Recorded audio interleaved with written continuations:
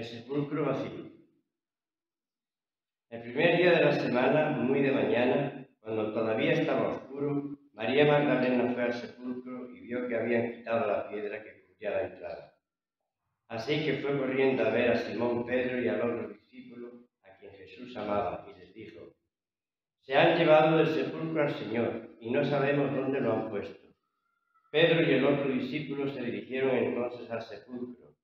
Ambos fueron corriendo, pero como el otro discípulo corría más aprisa que Pedro, llegó primero al sepulcro. Inclinándose, se asomó y vio allí las vendas, pero no entró.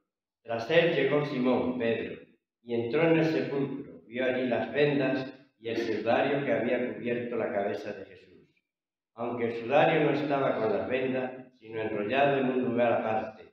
En ese momento entró también el otro discípulo, el que había llegado primero al sepulcro, y vio y creyó. Hasta entonces no habían entendido la Escritura, que dice que Jesús tenía que resucitar. Los discípulos regresaron a su casa, pero María se quedó afuera llorando junto al sepulcro. Mientras lloraba, se inclinó para mirar dentro del sepulcro y vio a dos ángeles vestidos de blanco, sentados donde había estado el cuerpo de Jesús, uno a la cabecera y otro a los pies. «¿Por qué lloras, mujer?», le preguntaron los ángeles. «Es que se han llevado a mi Señor y no sé dónde lo han puesto», le respondió.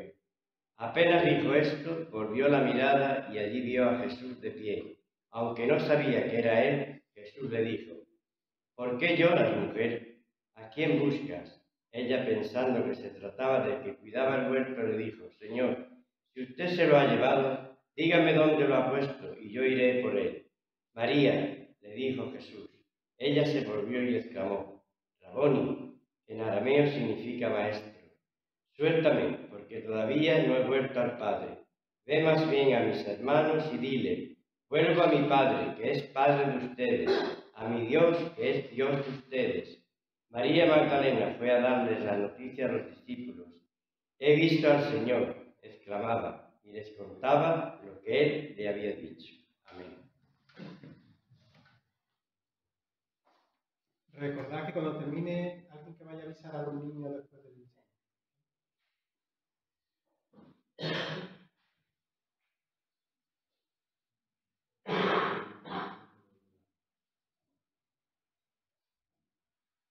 María va al sepulcro cuando todavía estaba oscuro. Así comienza esta historia según la narra este evangelio. La resurrección de Jesús no es un acontecimiento con fuegos artificiales, ni con trompetas, ni con tambores. Es el evento más importante del mundo, ¿verdad? El evento más importante de la historia de la humanidad. Es el evento que da legitimidad a toda la obra de Cristo y, según esta narración del Evangelio de Juan, comienza con una mujer caminando.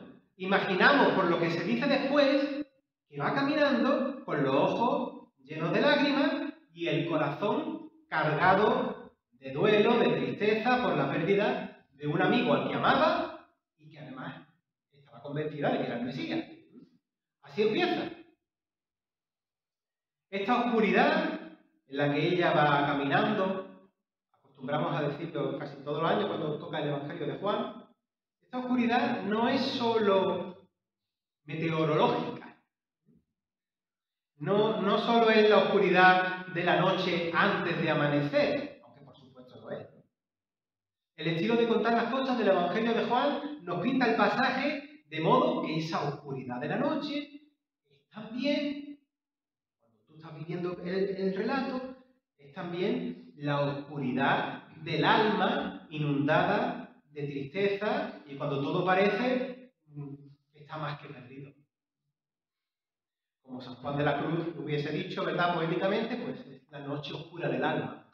Me acuerdo mucho del pastor Daniel, ¿verdad? Que le gustaba mucho San Juan de la Cruz y lo vacilaba mucho. Pues sí. Esa oscuridad es, por así decirlo, donde las promesas parecen muertas y sepultadas. Porque Jesús dijo muchas cosas. ¿Y ahora qué? Donde la ilusión, desde luego, ha sido destruida. Donde el mal parece haber vencido al bien, triunfado sobre el bien, ¿verdad? Donde la muerte parece tener la última palabra. Y el mundo en el que vivimos está muy lleno de eso, ¿verdad? En muchos sentidos. Así que sabéis de qué es lo que estoy diciendo. Te digo más, esa oscuridad, que además como pastor es algo que reconozco que está en el testimonio de mucha gente que ha hablado conmigo, ¿verdad? Esa oscuridad en la que tras un palo muy gordo en la vida, Dios parece que no está. Dios se ve totalmente ausente, ¿no? Es eso, es que no me sale otra palabra, esa oscuridad de aquello que tú amabas tanto, como María y los discípulos amaban a Jesús, aquello que tú amabas tanto, piensa si quieres en un ser querido, ha sido colocado detrás de una piedra para siempre. María llega a la tumba un domingo como hoy, primer día de la semana para los judíos, y ve la piedra quitada. Según la narración de este evangelio, ella ve que la piedra ha sido quitada y deduce, como no está allí el Señor, pues deduce que se han llevado el cuerpo del Señor.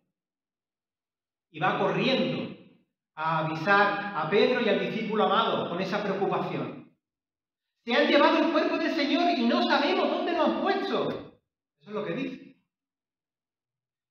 Y estos dos hombres que se quedan en shock con lo que está diciendo María, van corriendo hacia la tumba. Y llega primero, ¿no? Seguimos un poco la secuencia del relato, llega primero el discípulo amado. Y ha llegado primero, pero solo se asoma a mirar, mientras espera a Pedro. Y desde la entrada vio los lienzos puestos ahí, pero no entró. Y al llegar Pedro, pues Pedro sí, ya sabemos cómo es Pedro, ¿verdad? Pedro llega y entra, y ve esos lienzos, y ve el sudario enrollado, y puesto en un lugar aparte. Y entonces ya cuando entra Pedro, ya entró el otro discípulo que por un momento se había quedado solamente en la entrada. Y dice que éste vio y creyó. Y esto es muy interesante.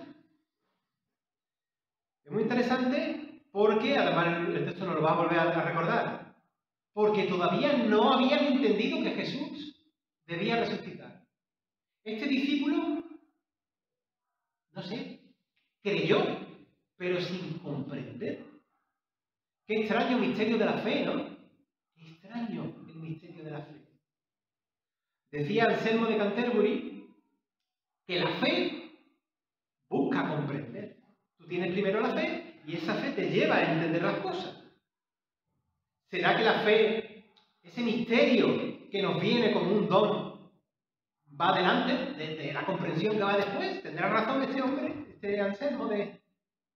Normalmente la apologética cristiana procura hacer que otros comprendan para que crean, ¿verdad?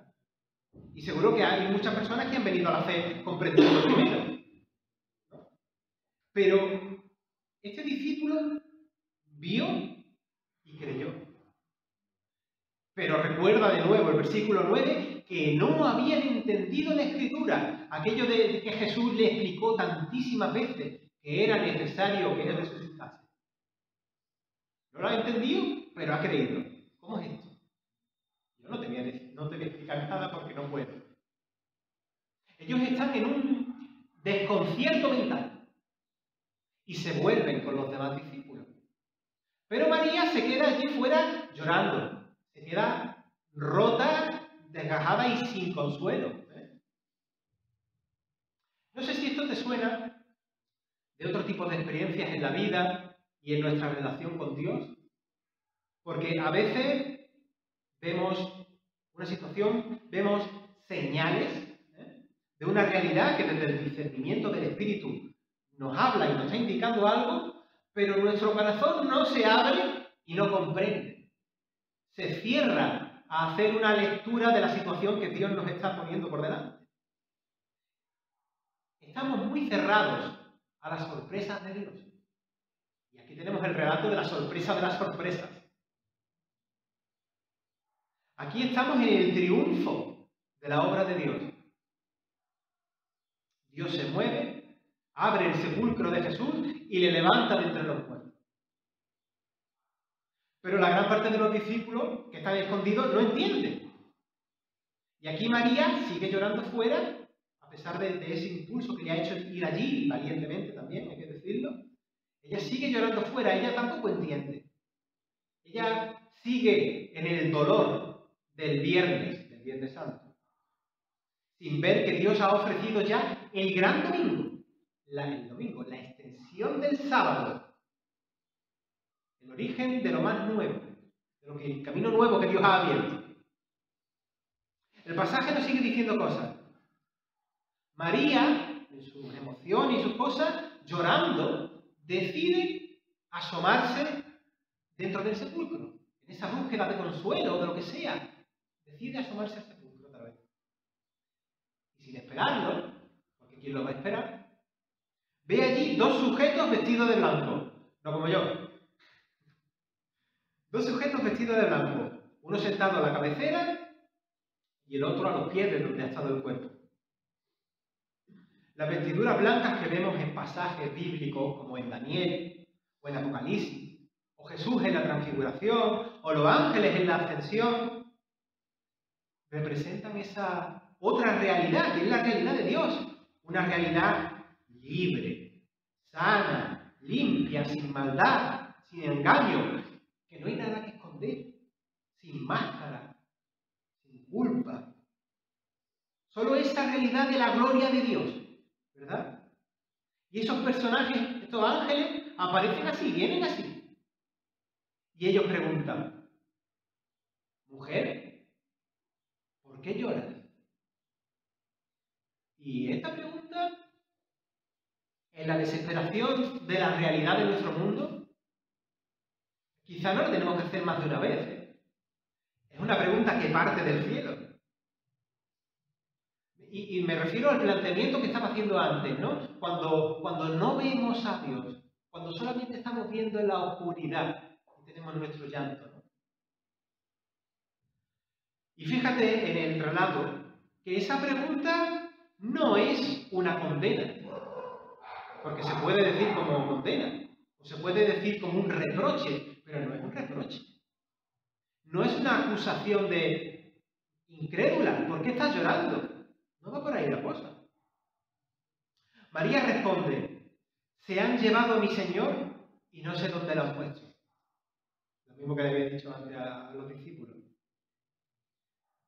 Es interesante la respuesta si se me permite estirarla un poquito, ¿no? Porque hay mucha gente que también ha, entre comillas, o sin comillas, no, que también ha perdido a Jesús, a un Jesús vivo. Y no saben dónde está. Para muchas personas Jesús quedó sepultado, en vez de tú saber en qué, en su infancia, o hace mucho tiempo, o se ha quedado sepultado en esa situación, en esa noche oscura que han vivido, y ahí se ha quedado. Y algunos van a buscarle, pero van a buscarle donde no está. Van a buscarle en una tumba, ¿no? O van a buscarle en cosas que nada que ver. El mundo está lleno de espiritualidades extrañas, algunas con base cristiana. Gran pregunta, ¿no? La de que aparece en el otro evangelio, en el de Lucas 24:5, que utilizamos al principio del culto. ¿Por qué buscas entre los muertos al que vive? Qué gran pregunta, ¿eh? ¿Dónde buscamos a Jesús? ¿Dónde buscamos a Jesús? ¿Y si el chip hay que cambiarlo? Y nuestra búsqueda de Jesús es también un dejarnos encontrar por Él. Que en definitiva yo creo que esa es la experiencia cristiana. Los versículos 14 al 16 demuestran que el Señor sale a nuestro encuentro en medio de las lágrimas, en medio del dolor, en medio del desconcierto, de la desesperación. Yo es que me imagino a María y... ¿no? Cuando creemos que ya no hay nada más y que el mal ha ganado la partida. Y ahí aparece el Señor de nuevo. Y aparece a Jesús a María y le vuelve a preguntar la misma pregunta que le han hecho los ángeles, ¿no? Mujer, ¿por qué lloras? Y como nos pasa más de lo que pensamos, ella no le reconoce. Piensa que es el hortelano, el jardinero que se encarga de lo que hay allí, ¿no? De aquellos jardines. Y nuestra oración es, Señor, danos discernimiento para reconocerte cuando vienes a nosotros en nuestras circunstancias y no nos enteramos. Al final Jesús tiene que llamarla por su nombre, igual que hace con cada uno de nosotros, que nos llama por nuestros nombres. El Señor nos da una atención personalizada, que no individualizada, que siempre me gusta hacer la diferencia, no es lo mismo. Nos da atención personalizada, nos llama por nuestro nombre.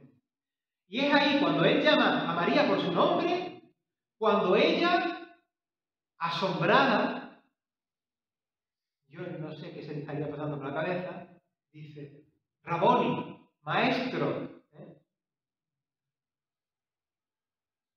¿Qué puedo decir yo ahora? ¿Cómo podemos ponerle, cómo podemos pintar esta situación, este encuentro? Silencio. Wow. ¿No?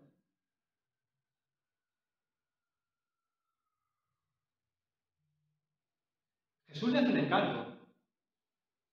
Aparte de no me toques, ¿no? Todavía, ¿no?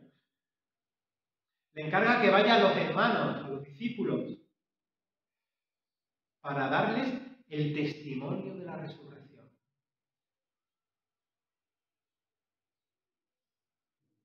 La apóstola apostorum, ¿no? El apóstol de los apóstoles, como se decía en la iglesia antigua occidental. La isapóstolos, igual que a un apóstol en la iglesia antigua oriental, se decía de María. Ella fue a dar la noticia a los apóstoles de la resurrección. La noticia que seguimos anunciando nosotros hoy, que Cristo ha resucitado. Cristo no está muerto. Esto no es poesía, ¿eh? No estamos celebrando un poema, aunque se pueda pintar con poemas, o sea, expresar con poemas. Estamos expresando una realidad. Cristo vive. Está vivo. Y su resurrección es confirmación de vida para ti y para mí y para aquellos que ya no están y descansan en él. Solideo Gloria. Cristo sanesta. Cristo el Señor ha resucitado.